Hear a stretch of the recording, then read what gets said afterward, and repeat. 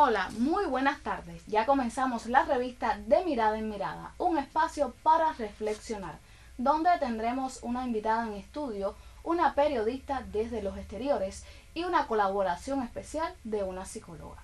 Y desde Mirada en Mirada hoy abordaremos el retraso del lenguaje en los niños.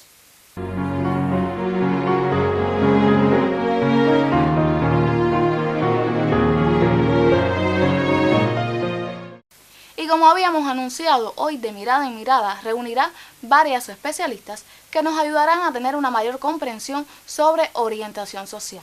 Para eso tenemos en el estudio a nuestra invitada de hoy. Ella es Josefa Calderín, quien es especialista del Centro de Diagnóstico y Orientación a la Familia en nuestro municipio, a quien ya le doy la bienvenida. Muy buenas tardes, Josefa. Buenas tardes. Bueno, en los primeros minutos del programa estuvimos mencionando el tema de hoy, el retraso del lenguaje. Pero primero antes de abordar el tema, vamos a ver el trabajo periodístico que nos trae la colega Yaniris Blanco, por supuesto, sobre el tema que vamos a tratar.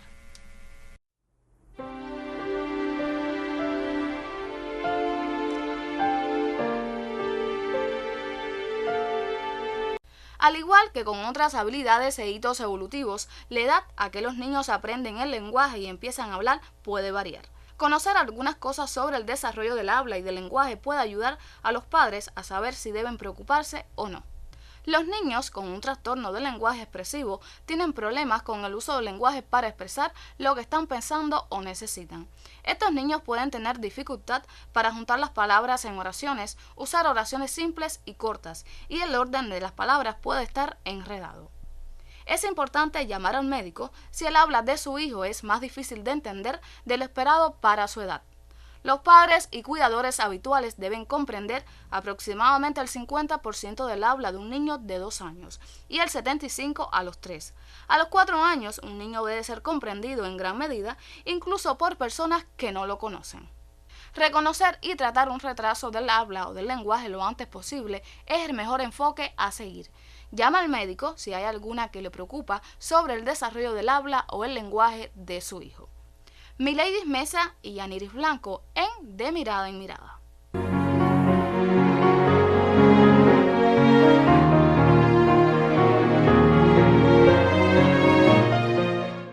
Bueno, Josefa, y luego de ver el trabajo periodístico relacionado con el tema, quisiera comenzar preguntándote qué importancia se le concede al lenguaje.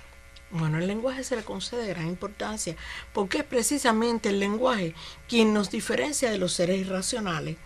Por eso somos quizás seres humanos más avanzados, seres humanos, porque el lenguaje marca la diferencia. El lenguaje es la envoltura material del pensamiento, como se dice, y el pensamiento corresponde a la materia altamente organizada del cerebro humano. Pero el lenguaje es el mediatizador de los procesos psíquicos.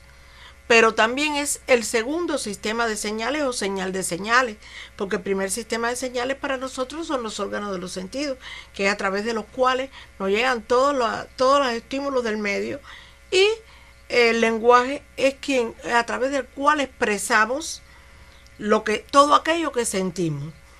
El lenguaje se inscribe dentro del proceso de comunicación. Vamos a hablar de proceso de comunicación que no podemos identificar comunicación con lenguaje. ¿No? El lenguaje forma parte de esa comunicación, pero también es un instrumento de cognición y de socialización. Entonces, estamos hablando cuando englobamos todo a lo que se corresponde con el lenguaje, sí tenemos que otorgarlo una importancia primordial. ¿Y cuál es la etapa que define el lenguaje? Bueno, vamos a ver que el lenguaje, desde el periodo de vida intrauterino, el niño responde de una manera u otra dentro del líquido amniótico a los estímulos sonoros, al lenguaje de su mamá, de su papá, de las personas que conforman su entorno, a la música. Ya para el nacimiento, el llanto y el grito son las primeras formas de comunicación que revelan los estados en que el niño se siente incómodo, quizás porque está mojado o porque tiene hambre. Hacia los 3 meses aparece el gorjeo y la sonrisa social, que es donde el niño nos comunica sus estados de complacencia. Me siento lleno, me siento bien. Entonces aparecen todos esos sonidos guturales. Hacia los 6 meses aparece el balbuceo, que son combinaciones silábicas sin sentido, que tienen un lado gracioso, ¿no? Porque las primeras sílabas son pa, pa, pa, pa, pa. Entonces las personas tienden a decir que lo primero que dijo el niño fue papá, que lo dijo clarito. No, simplemente aparece primero la P como que es el grafema que se representa el sonido que es explosivo, que es un sonido sordo, pero que tiene que ver con la forma en que los niños colocan los labios a la hora del reflejo de succión. Y esto es como una curiosidad casi, porque siempre dice papá, pero bueno, no sabíamos esa explicación. Es que así se colocan los labios a la hora del reflejo de succión, es decir, que es una forma natural. Después del balbuceo hacia el año comienzan a aparecer las primeras palabras que tienen que ver con el micromundo del niño. Es decir, nombra todo lo que está a su alrededor y que ese vocabulario se va ampliando en la medida que el niño comienza a gatear, comienza a pararse, comienza a caminar y tiene acceso a más objetos, a más cosas, o tiene contacto con más objetos y más fenómenos que tienen que ver con el mundo circundante y por tanto se va ampliando un poco su vocabulario. Hacia los 2 años comienza la frase de 2 palabras, mamá agua, mamá leche, la pelota. Son cosas también que tienen que ver con su micromundo y con lo que ha conocido, pero con 2 palabras. A los 2 años y medio ocurre el periodo sensitivo, que es un periodo donde que se dice que hay una explosión de vocabulario. Esta explosión de vocabulario presupone un aumento y el niño posee más recursos lingüísticos que cuando llega a los 3 años ya es capaz de elaborar oraciones, puede narrar cuentos, puede reproducir cuentos, puede mantener una conversación con un adulto o con sus iguales. Hay que tener en cuenta que sobre esta edad, sobre 2 años y medio, 3 años, a veces de 3 a 4, aparece un periodo de tartaleo fisiológico. ¿Qué es el tartaleo fisiológico? No es más que el desfasaje que hay entre lo que el niño ha aprendido y las posibilidades reales que tiene de recursos lingüísticos para expresarlo.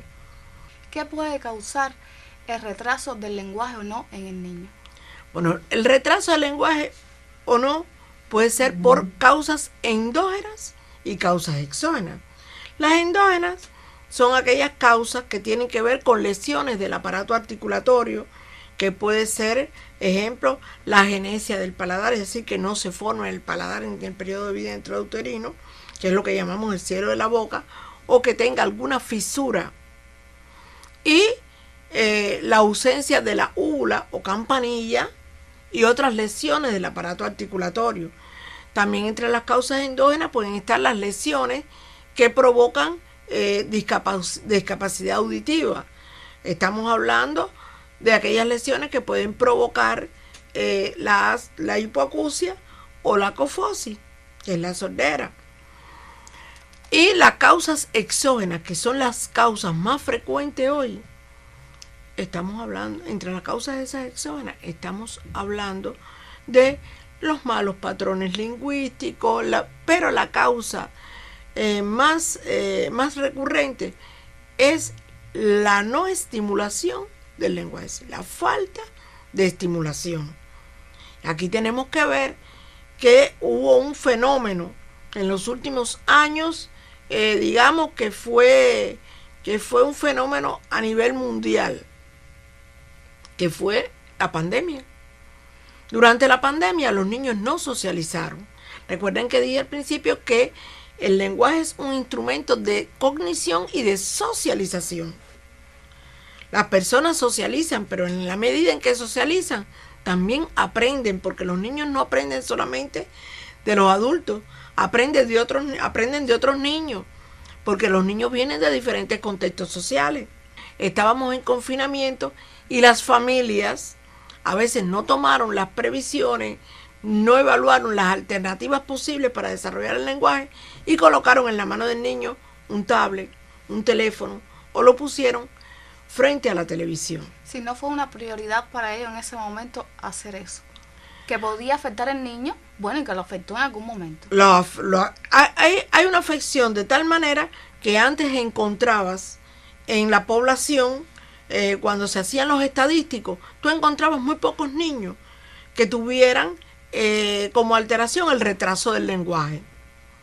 El retraso del lenguaje no es más que, digamos, el lenguaje que se encuentra por debajo del grupo etario y está, digamos, con alteración cuantitativa y cualitativa de cualquiera de sus componentes estructurales. Estamos hablando del componente fonético fonológico, es decir, aquel que se refiere a la pronunciación y la discriminación de los sonidos, el léxico semántico, es decir, aquel componente que se refiere a el vocabulario y la significación de ese vocabulario, que es lo que permite al niño utilizarlo correctamente. Digamos, hablábamos del fonético fonológico, el léxico semántico, el gramatical, que es aquel que le permite sintácticamente organizar los elementos de la oración, y el pragmático, que el pragmático se refiere a la práctica lingüística, que la persona se ubique dentro de una conversación correctamente, que comprenda a su interlocutor y que sea capaz de establecer una conversación, digamos, orgánica, coherente con su interlocutor. Entonces, estamos hablando de una afectación en los componentes estructurales del lenguaje, y también se da, digamos, porque cuando no hay estimulación, que fue lo que pasó durante el tiempo de pandemia, se exacerbaron los retrasos del lenguaje. Yo siempre digo que los padres no llevan a los hijos a peligro conscientemente, sino el desconocimiento muchas veces los hace llevar el niño hacia el peligro. Y si tenemos en cuenta que el lenguaje como instrumento de cognición es quien me permite, el lenguaje desarrollado es quien me permite poderme apropiar del código de la lengua materna y aprender a leer y escribir, cuando tenemos niños con retrasos del lenguaje, esos niños tienen dificultades para aprender a leer y escribir, que en algún momento también abordaremos esto. Entonces, hay digamos que hay un aumento, una exacerbación del retraso del lenguaje en la población infantil. Bueno, Josefa, te propongo hacer una pausa en nuestra conversación y más adelante seguimos dialogando sobre el tema. Muy bien.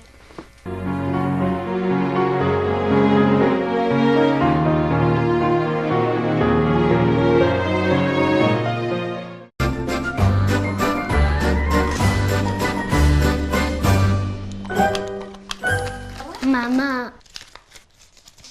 Papá. Yo no quiero ser papá. ¿Y qué querías? Quiero ser espía triatleta. ¿Y entonces? Me ha tocado esto.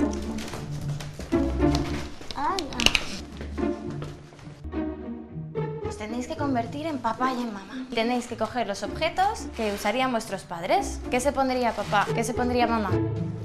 Papá, a ver.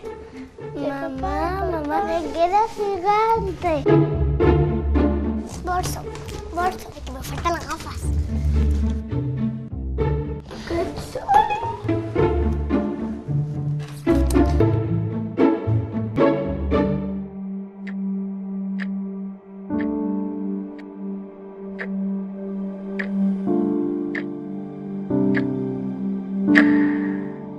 ¿Cómo creéis que os ven vuestros hijos?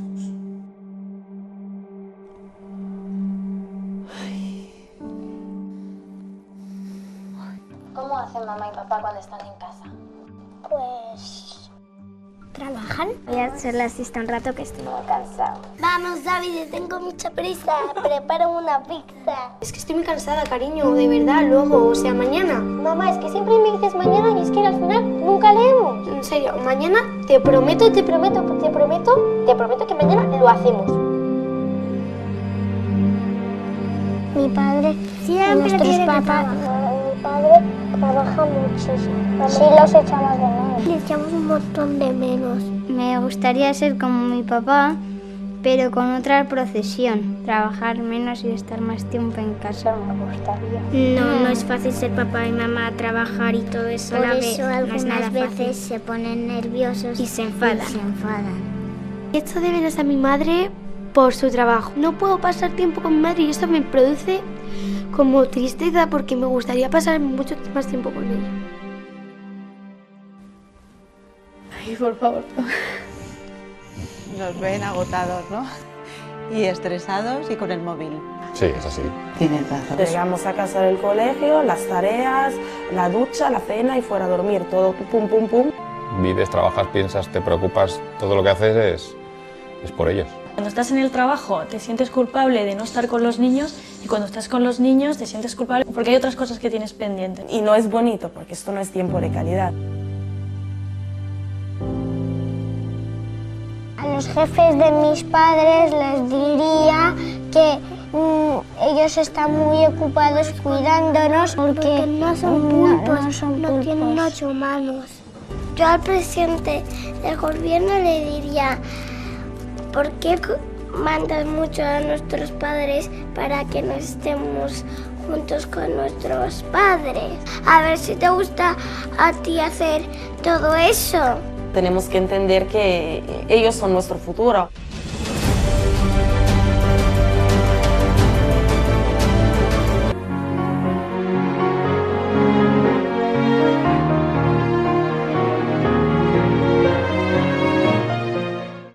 Bueno, Josefa, veíamos un material acerca del tema que estamos abordando en el día de hoy. Y quisiera que me mencionaras qué prevalencia hay en Santa Cruz del Norte de los niños con retraso en el lenguaje. Bueno, esa prevalencia es alta, porque como yo abordaba, antes encontraba, cuando se iba a hacer un estadístico, tú encontrabas 2, 3 niños, 4 niños con retraso del lenguaje. Hoy no. En todas las instituciones tenemos niños con retraso del lenguaje. No hay ahora ninguna institución, ni preescolar ni escolar, que se encuentre libre de niños con retraso del lenguaje. O sea, estamos hablando de una prevalencia alta.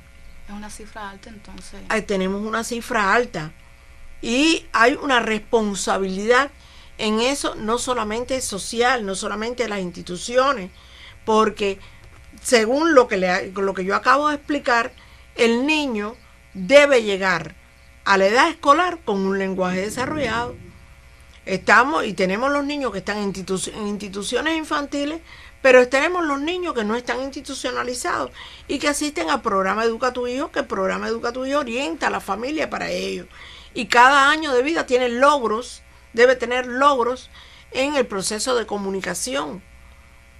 Hay que ver cómo los padres conocen, se informan sobre esos logros, cómo pueden estimular, porque aunque digamos haya llegado el niño a la edad escolar, no todo está perdido, tenemos que comenzar a trabajar. ¿Qué pasa? Reeducar siempre es más difícil que educar. Ese proceso de reeducación, del proceso de comunicación, es un proceso que no solamente es lento, que depende mucho de la capacidad, digamos, de la capacidad de la familia para educar, para cooperar,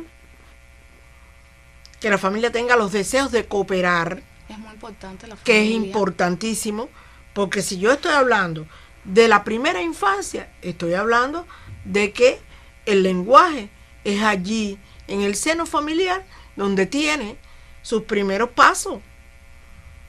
Porque tiene que ver, ya yo decía, todo con el micromundo del niño. Entonces, la familia tiene que informarse, acercarse a los especialistas para que su niño sea evaluado. A veces nosotros nos hemos acercado a la familia no siempre acepta lo que dice el especialista.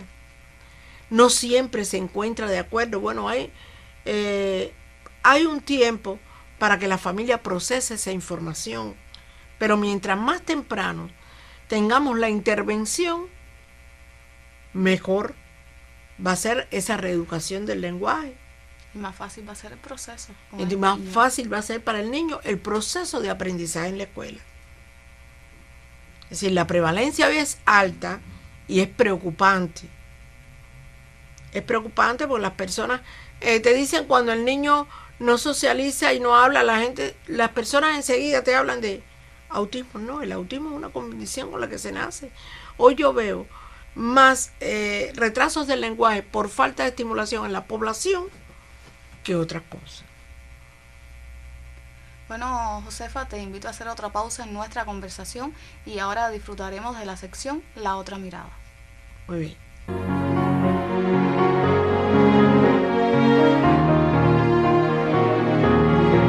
Primeramente es saber y conocer a la familia que el lenguaje es el medio de comunicación que tiene el niño para poder interactuar con su entorno. De ahí podemos decir que el trastorno del lenguaje se caracteriza por dificultades en la expresión y la comprensión del lenguaje, que afecta el vocabulario, la gramática y la capacidad que tiene el niño para entender a los demás.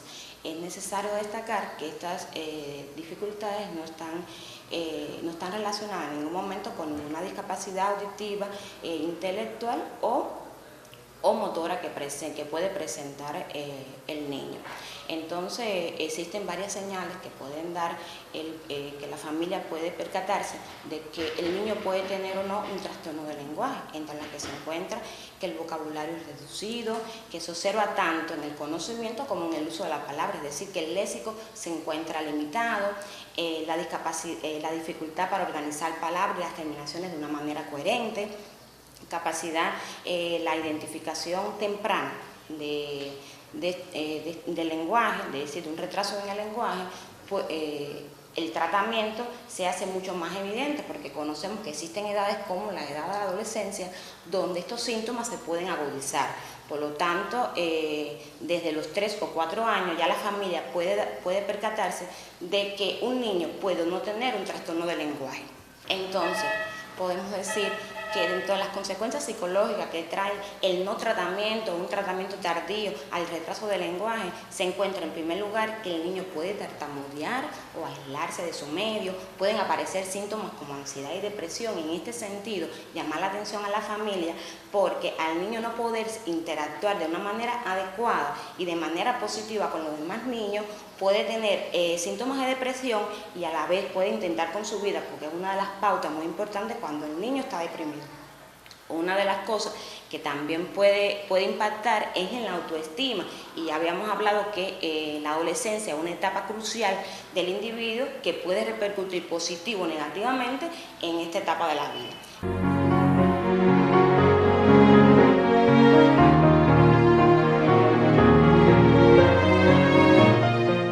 Josefa, ya hemos disertado sobre este tema en diferentes aristas. Ahora quisiera que me diera las recomendaciones generales para la familia. Bueno, la familia debe, cuando ve que su niño tiene, porque di las etapas y cómo ocurren, cuando ve que su niño no está por debajo de su edad, acercarse a los especialistas. ¿Quiénes son los especialistas? En todos los consejos populares, menos en el Consejo Popular Canací, tenemos especialistas que están hoy atendiendo los trastornos del lenguaje. Tenemos logopeda en la Escuela Manuel Sanguilí.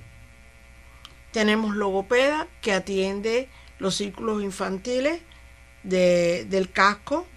Tenemos una logopeda que atiende el Consejo Popular Camilo, pero esa logopeda atiende la Sierra, atiende la Loma del Tanque y atiende el Consejo Popular Camilo Cienfuegos, la primaria y el círculo infantil.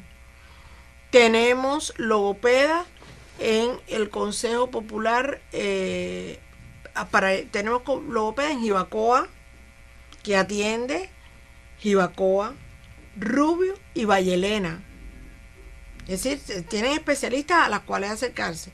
Los consejos populares que no tienen, la que atiende Santa Cruz del Norte, la que atiende Santa Cruz del Norte 2, 1 y 2, atiende también Boca de Jaruco.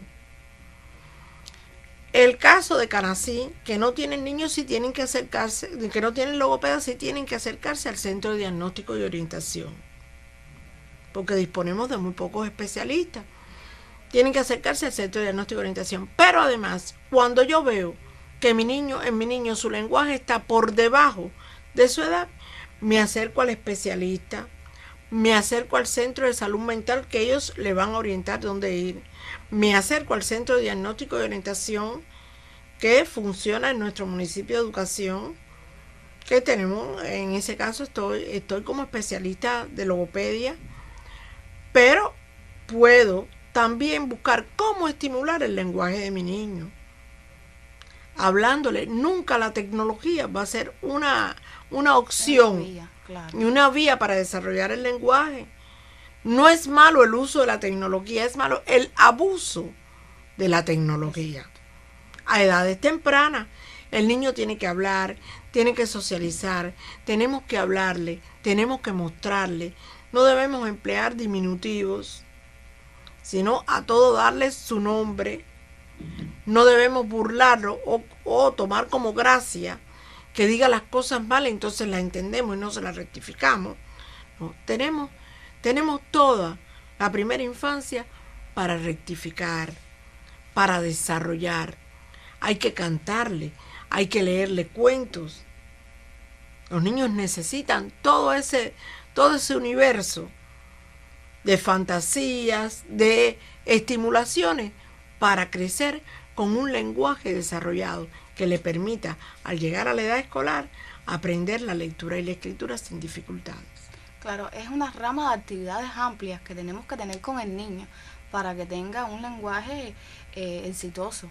Por supuesto, mostrarle objetos, que los nombre. Durante el año podemos cuando empieza ya las primeras palabras y hablar, enseñarles las onomatopeyas, que es los sonidos de cada cosa, el sonido que hace cada animal. Es sencillo, son cosas sencillas y que puede ir haciendo la familia, pero hablar con el niño todo el tiempo, porque los patrones lingüísticos que los niños tengan con nosotros dentro del hogar son los que más tarde van a exteriorizar. Son cosas muy sencillas, como usted decía, pero cosas muy importantes para el lenguaje del niño. Decirle que los objetos qué son y para qué son, porque llega un momento en la vida del niño a los 3 años que empiezan los por qué y para qué. No es no molestes, no es cállate, no es ahora no puedo. Él necesita respuestas porque necesita aprender. Y esa es la vía y es el momento.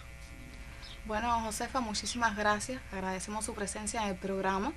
Y por supuesto, la próxima semana continuamos hablando sobre el lenguaje. Es un placer para mí. Y usted regrese dentro de 7 días. Aquí lo estaremos esperando con un tema para reflexionar en familia.